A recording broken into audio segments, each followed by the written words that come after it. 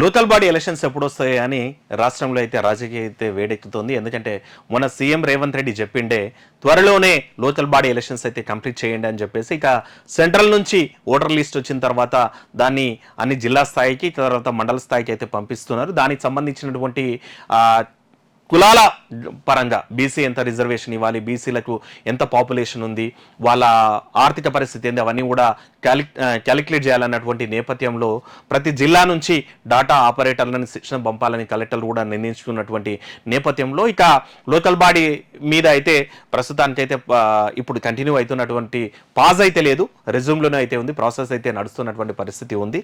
అయితే ఈ నేపథ్యంలోనే యువత ఈసారి ఎక్కువ మంది కూడా పోటీకి సై అంటే సై అంటున్నారట. ఇక ఎందుకంటే ఈసారి అధికార పార్టీ అనేటువంటిది మారింది.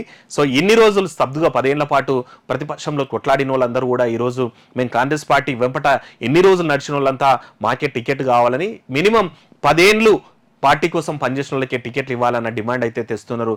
అదే టైంలో కొద్దిమంది పార్టీలు మారిన వాళ్ళు, లేదంటే అధికార పార్టీ మార్పిడి తర్వాత అధికార మార్పిడి తర్వాత కాంగ్రెస్లో వచ్చిన వాళ్ళు కూడా యువత కూడా ఈసారి అధికార పార్టీలో ఉంటే కంపల్సరీ గెలుస్తాం అన్నటువంటి ఎంత ఖర్చుకైతే వెనకాడకుండా పనిచేసేందుకు ట్రై చేస్తున్నారంట. రిజర్వేషన్ వచ్చిందంటే మాత్రం మాకే కావాలని ఇప్పటి నుంచి అయితే ఖర్చీపులు అయితే వేసిండ్రు అన్నటువంటి మాట వినిపిస్తోంది. ఇక జనాభా కొన్ని ఏరియాలో బీసీ జనాభా ఎక్కువ ఉంటుంది కాబట్టి ఆ బీసీ జనాభా పరంగా మాకే టికెట్లు కావాలని కొద్దిమంది డిమాండ్ చేస్తున్నారంట. ఇప్పటి వరకు ఉన్నటువంటి రిజర్వేషన్లలో ఎస్సీలకి 15%, ఎస్టీలకు 6%, 24% బీసీలకు అమలవుతున్నాయి. ఇక కులాల వారీగా తమకే ఎక్కువ ఓట్లు ఉన్నందుకు మాకే టికెట్ ఇవ్వాలన్నటువంటిది కూడా యువత అయితే డిమాండ్ చేస్తున్నారు. ఈసారి మొత్తం మీద అయితే లోకల్ బాడీ ఎలక్షన్స్లో రసవత్తరంగా మారనున్నాయి. ఎందుకంటే మొన్నటి వరకు ప్రతిపక్షంలో ఉన్నటువంటి కాంగ్రెస్ వాళ్ళు ఈరోజు అధికార పక్షం అయినరు, మొన్నటి వరకు అధికారంలో ఉన్న బీఆర్ఎస్ వాళ్ళు కొద్దిమంది కాంగ్రెస్లో జాయిన్ అయినరు. ఇక ఏమంటారు ద్విముఖ పోటీ అని చెప్పాలన్నా, మరి బీజేపీ కూడా లైన్లోకి వస్తే త్రిముఖ పోటీ అని చెప్పాలన్నా, కానీ ఈసారి యువత అయితే భారీ ఎత్తున అంచనాలు అయితే పెట్టుకున్నారంట. కంపల్సరీ మా రిజర్వేషన్ వస్తే మేము కంపల్సరీ పోటీ చేయాలనేటువంటిది అధిష్టానం మీద అయితే ప్రెషర్ అయితే పెడుతున్నారంట. ఎందుకంటే స్థానికంగా ఎమ్మెల్యేలు ఉంటారు కదా, అన్న నీ కోసం నేను పనిచేసిందే, మొన్న మన ఎంపీని గెలిపించిందే, నువ్వే నాకు టికెట్ ఇవ్వాలి అనేటువంటి ప్రయత్నాలు కూడా చేస్తున్నారంట. మొన్న ఓటర్లను మొబిలైజ్ చేసిన, ఓట్లన్నీ కూడగట్టిన, మా తులం నుంచి నువ్వు ఓట్లు వేయించిన, మా రిజర్వేషన్ వస్తే నాకు టికెట్ ఇవ్వాలన్నటువంటిది కూడా పరిస్థితి అయితే జరుగుతుందంట. మరి మొత్తం మీద అయితే మరి ఎప్పటి వరకు వస్తుంది మనకి ఈ election notification, local body elections ఎప్పుడు జరుగుతాయనే దానికంటే ఈ బీసీ కులజనాన్ని అనేటువంటిది నేను ఆల్రెడీ హైదరాబాద్లో కూడా బీసీ సంఘాలన్నీ ఏకమైన ఈ బీసీలకు రిజర్వేషన్ పెంచాలి, తీన్మార్ మల్లన్న కాంగ్రెస్ పార్టీ నుంచి గెలిచిన తీన్మార్ మల్లన్న కూడా కాంగ్రెస్ పార్టీ మీద ఆపోజిట్ జెండా ఎగరడానికి సిద్ధంగా ఉన్నా, నాకు ఎమ్మెల్సీ పదవి కంటే ఈ బీసీల ఓట్లే ముఖ్యం, ఈ బీసీ జాతే నాకు ముఖ్యం, ఈ బీసీ శ్రేయస్సే నాకు ముఖ్యం అన్నటువంటి మాట కూడా చెప్తుండే. నాకు మొన్న ఎమ్మెల్సీ గెలిపించిన దాంట్లో బీసీల పాత్రనే ఎక్కువ ఉంది కాబట్టి బీసీ జాతి కోసం నేను ప్రయత్నం చేస్తానని ఇక ఆ మీటింగ్లో అయితే తీన్మార్ మల్లన్న కూడా ఏమంటారు కుండబద్దలు అయితే కొట్టిండు. ఇట్లాంటి పరిస్థితుల్లో బీసీ రిజర్వేషన్ మరి ఎంతవరకు వస్తుందో మాట ప్రస్తుతానికి పక్కన పెడితే, ఎందుకంటే అదైతే ప్రాసెస్ నడుస్తోంది.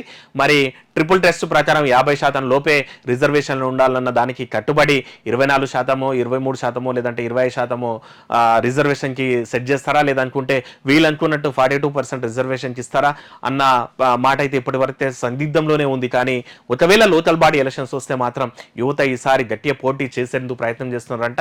ఎందుకంటే అధికార పార్టీ నుంచి టికెట్ తెచ్చుకుంటే కంపల్సరీ ఎందుకంటే లోకల్ బాడీ ఎలక్షన్స్ లో ఆల్మోస్ట్ గా ఏ పార్టీ అధికారంలో ఉంటే వాళ్ళకు కూడా గెలిచేటువంటి అవకాశాలు ఉంటాయి.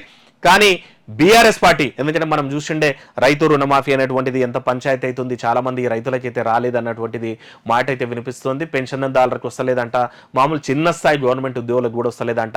ఇక Aadhaar card, ration card miss మ్యాచ్లు ఉన్నాయని వస్తలేవంట, అకౌంట్ డీటెయిల్స్ సరిగ్గా లేవని వాళ్ళని రైతు రుణమాఫీ రాలేదంట. దాంతోపాటు ఇప్పటి వరకు రైతు బంధు కూడా రాలేదు.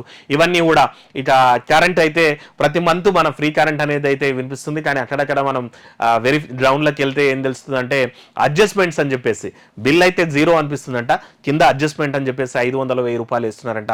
అవి కూడా మస్తు విమర్శలు ఉన్నాయి. మరి సిలిండర్ కూడా 400-500 సిలిండర్, అది కూడా అందరికీ అంత లేదన్న విమర్శలు వస్తున్నాయి.